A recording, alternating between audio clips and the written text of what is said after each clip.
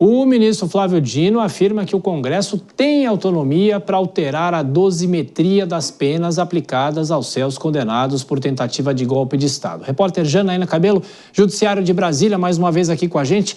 Agora, Janaína, aquela história. Pessoalmente, o ministro não quer uma mudança efetiva, é isso?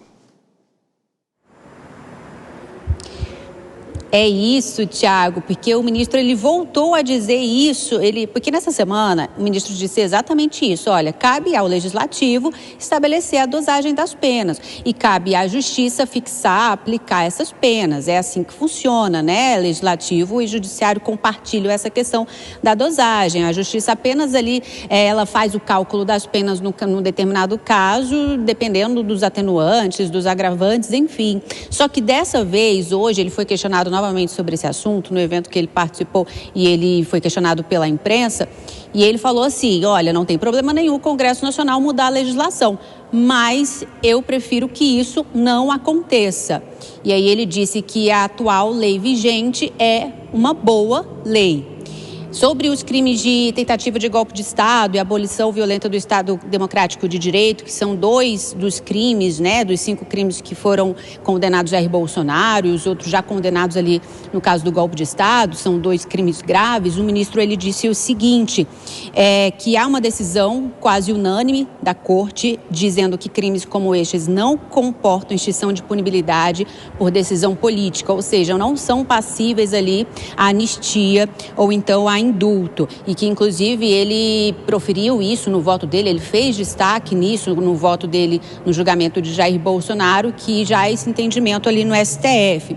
Sobre também a questão da absorção desses 2 crimes, Tiago, porque a gente sabe que no Congresso Nacional, nessa discussão toda sobre a revisão da dosimetria das penas, o relator do caso ali, o deputado Paulinho da Força, ele já disse que no relatório dele ele quer apresentar isso, a absorção dos 2 crimes, tentativa de golpe de Estado e também a abolição violenta do Estado Democrático de Direito. Sobre isso, Flávio Dino disse o seguinte, que são 2 crimes diferentes, porque a tentativa de golpe de Estado seria tentar depor o governo legitimamente eleito. E a abolição violenta do Estado Democrático de Direito se refere a outra coisa, seria ali abolir outros poderes. Então, nas palavras do ministro Flávio Dino, são 2 crimes diferentes, porque são 2 condutas diferentes.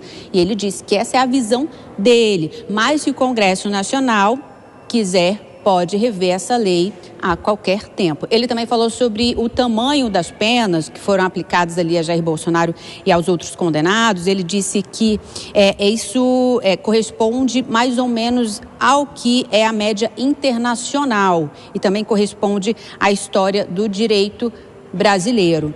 Então, foram essas as declarações hoje do ministro Flávio Dino em meio a toda a discussão, né, que está acontecendo no Congresso Nacional em relação à dosimetria das penas ali dos condenados na denúncia de golpe, viu, Tiago? Discussão emperrada por enquanto, né? A gente continua acompanhando o desdobramento não só no Judiciário, mas também no Congresso Nacional. Até daqui a pouquinho, Janaína. Vou perguntar primeiro agora para o Cristiano Vilela.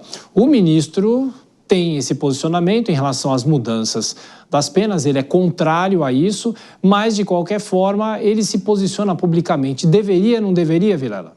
Pois é, Tiago, eu vejo que não. Nesse ponto eu sou a moda antiga, eu vou na linha de que um ministro do Supremo Tribunal Federal, um juiz de uma forma geral, ele tem que se manifestar nos autos, não ficar dando muita opinião, especialmente sobre temas que serão objeto ou que foram objeto de análise da referida corte. Nesse sentido, me parece que o mais adequado seria não se manifestar, muito embora a fala dele tenha sido uma fala óbvia. À medida que o próprio ministro fez um determinado julgamento, estabeleceu uma determinada pena às pessoas envolvidas, não caberia a ele próprio dizer que a pena foi excessiva. Isso, eventualmente, pode ser analisado num contexto de recurso ou, como é o caso, havendo uma nova dosimetria, aí sim, naturalmente, por conta de uma nova orientação legislativa, ele pode vir a acatar. Agora, dizendo a opinião dele, me parece que a opinião dele fica evidenciada ou ficou evidenciado à medida em que ele já fez o seu voto referendando essas penas que foram estabelecidas num patamar reconhecidamente bastante elevado. Até mesmo, né, Dora? Se isso depois esbarra no Supremo, a gente já sabe o posicionamento dele. A gente já imagina, mas publicamente já tem essa declaração.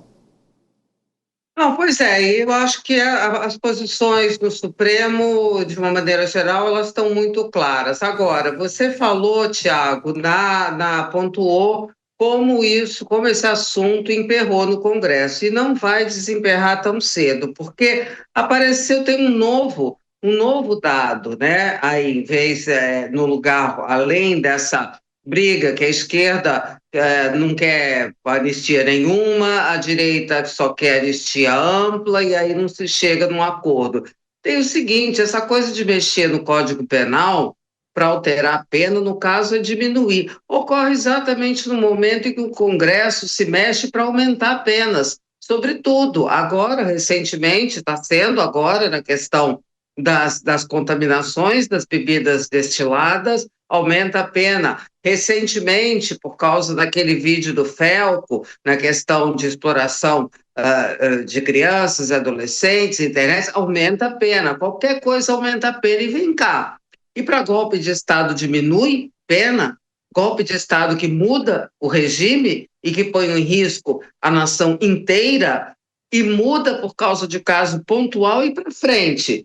E quando houver novas tentativas, se houver novas tentativas, está de acordo? Esse tipo de crime merece que se suavizem as penas, penas essas que foram estabelecidas, como pontuou o ministro, pelo próprio Congresso. Então, o Congresso estaria sendo incoerente consigo mesmo. Então, todo esse tipo de discussão, para além do embate direita e esquerda, toma conta, surge nas discussões, e isso impede que se faça um ato desse que tem consequências que precisam ser medidas.